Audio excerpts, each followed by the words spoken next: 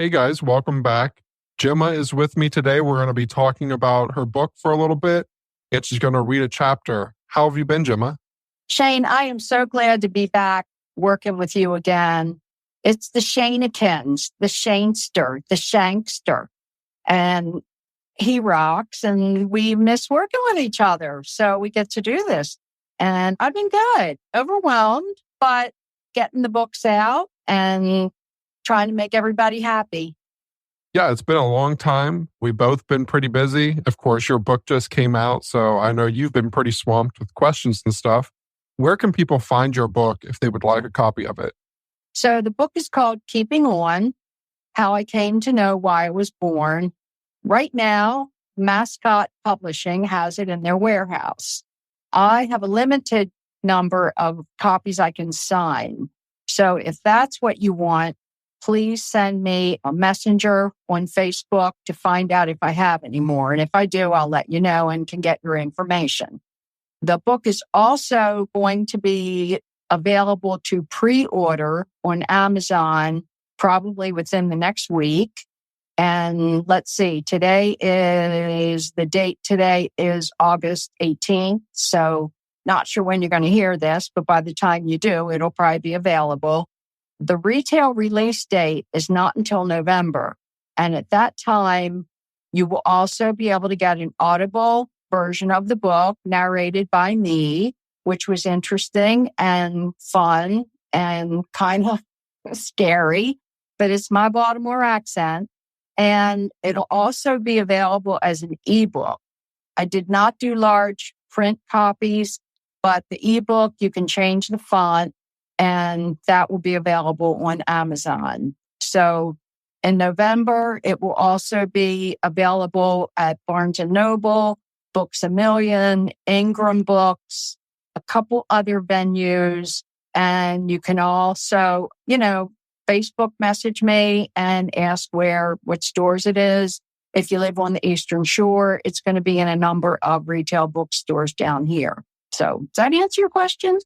Yeah, and I will also put a link to the Mascot webpage for where your book is. So if listeners would like to go to It's Foul Play, that's FOUL, foulplay.com, just click on the Sister Cathy link, and I'll have a link for the book so you can go straight to order the book on Gemma's page for Mascot. Thanks, Shane. And if you're buying it directly from me and it's international, I can get a way lower shipping rate than what you're going to pay if you get it from Mascot unsigned. But again, I'm going to have a limited number of copies, and I'm doing all the international, figuring all that out.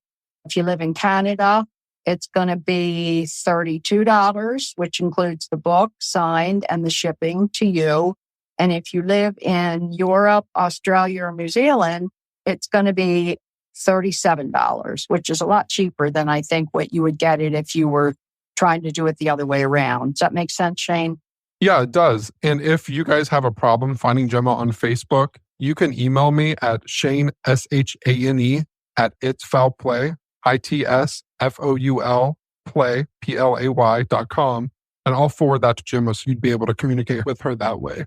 Yeah, I've had to tighten up the security on my pages, understandably. So even my Facebook friends page is only my friends can see it. And right now I'm not taking friend requests. The Keeping On with Gemma page, it's up to about 700 now, but I have a team of 10 who monitor that page for me, and we're very picky. If you don't have a Facebook profile, or if it's a fake profile, or you don't answer all the questions, we're going to have to decline your request. And I think, Shane's had to do the same thing with some of the stuff he's covered. So yeah, we're going to just be really careful and appropriate. No trolls. Exactly. Gemma, the chapter you're reading today, what all are we going to hear about? Okay. Well, I'm not going to tell you much about it, except to say what the title is. The title of this is chapter 8 in the book. It's called How Dad Saved Me from Joseph Maskell. And this is a story that probably very few people know about. Okay. How Dad Saved Me from Joseph Maskell. My father's impact on my life was not especially evident even after his sudden death in 1970. My dad had a tough childhood. His own father was an alcoholic, and his mom was ill in her 20s with what was then called consumption. I think that was another name for tuberculosis. She was admitted to a sanatorium, which in those days was a medical facility for long-term care for people with contagious diseases. I know very little about my grandmother, except that my dad and his brother were left on their own at the ages of 14 and 12. My father lived in the area of Baltimore called Irvington and was an intensely studious young man who worked very hard. He and his brother walked to their aunt's house when their dad left them, off on a binge someplace. His dad's sister, my Aunt Sadie, took them in and raised them with their own children. Years later, Sadie Staub's daughter, his cousin Betty, introduced my dad, Charles, who we called Buck, to my mom, Cecilia Kernan. Mom said that Dad was very handsome, but very serious. He did not go out like other teens because he had a job at the Arundel ice cream store in Irvington every day after school. I don't like thinking of him having to serve all the kids who came in after school to eat and hang out. Although my dad was pretty much on his own most of his growing up years, he managed to win a full scholarship to the Mount St. Joseph High School in Irvington, while my mom was attending Seton High School on Charles Street in Baltimore. Dad walked to school every day, while Mom was likely riding the bus right past him on Frederick Road to get downtown. I bet she watched him through the dirty bus window. My father, Buck, was in the Army during World War II. I looked at a copy of his draft papers a few years ago online. He was stationed behind the front lines in Germany as an anti-aircraft soldier. His paper said he was in the Army for about 18 months before leaving with an honorable discharge. I guess I thought soldiers in the war were there for the whole duration. However, I do remember him saying he was there during the Battle of the Bulge in Normandy, which is a pretty big deal. Coming home at the age of 26, he and my mom began dating. They married in 1946 and lived with my grandmother, which was not unusual in the 1940s. I think a lot of young couples started out living with parents who also were the best babysitters. By the time they moved into their own tiny house in Edmondson Village, there were two of us kids and a third on the way. My father always took a keen interest in our schooling. Although he worked very late hours as a home delivery salesperson for the Jewel Tea Company, he would often ask about homework and what was going on in class. On weekends, Dad would throw footballs to us in the backyard. When he cut down the rose bushes to make more room for running and catching, the neighbors called him the butcher of West Hills Road. My mom did not drive until after my father's death in 1970. So he was our transportation to baseball games, school play practice, church events, and to get cheesesteak submarine sandwiches every Saturday night at Chippelo's or Mr. G's in Catonsville. Mom would have been teaching art all day, so the subs were a break for her and a treat for all of us. During high school, Daddy also drove us to CYO dances and school mixers.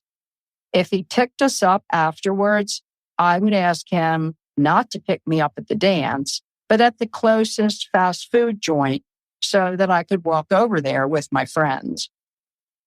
When I entered Archbishop Keough in 1966, my father had begun working for the United States Department of Defense. Stationed at Fort Holabird in Dundalk, Maryland, Dad began working regular hours. However, his trip to and from work through the Baltimore Harbor Tunnel made his day long, but at least he was able to eat dinner with us, get involved with the Mothers Club at St. William's, and participate in events at Keough.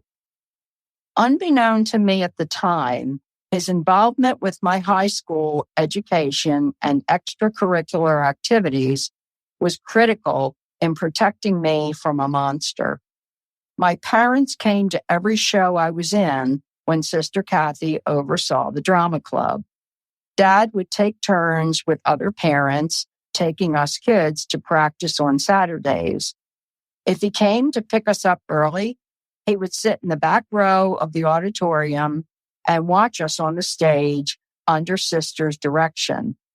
On the way out to the car at the curb, he would give my head an easy swipe and say, "Good job, Gem." During my last year at Keough, my dad suggested we take part in the father-daughter freshman orientation. I was surprised, but very excited.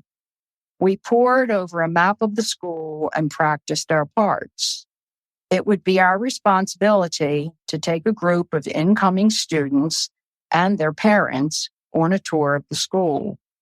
At each stop, my dad and I would take turns reading or telling them about what went on in that room or program.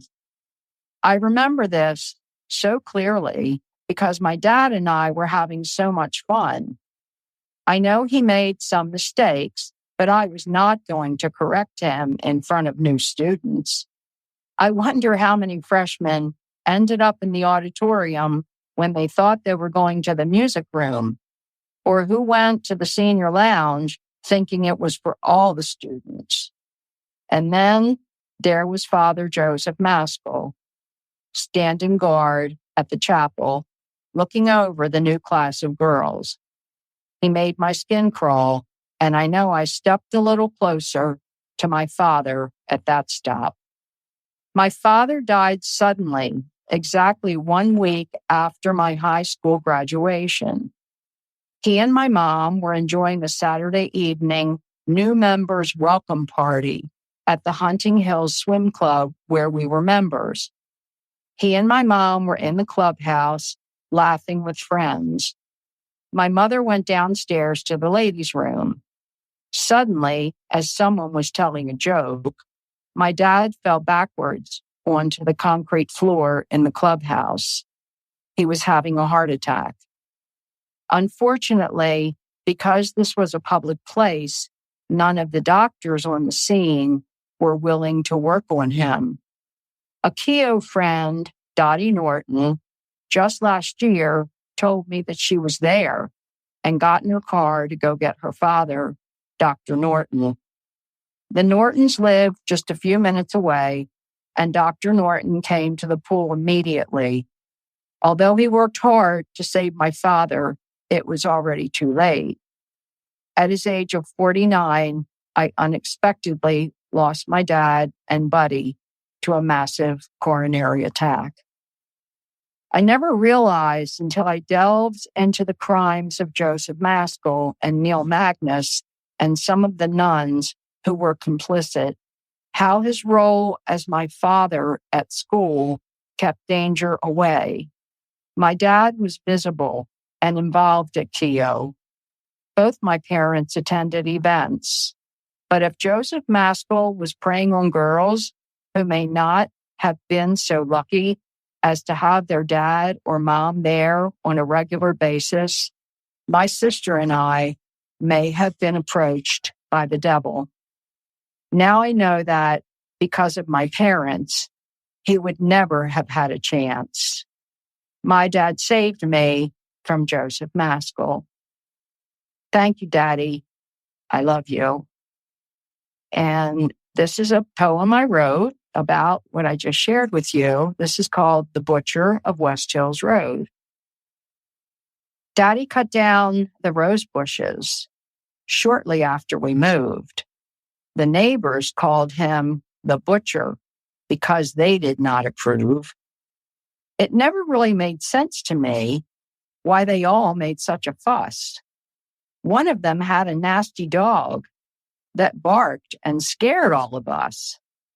The next guy up, old Mr. Jones, put nails and broken glass atop his fence to keep us out when balls rolled in his grass. So Daddy made a safer yard for even when it snowed, where we could play and run around, our butcher of West Hills Road. The moral of the story is a rule that's not so hard. When somebody cuts the roses down, please look in your own backyard.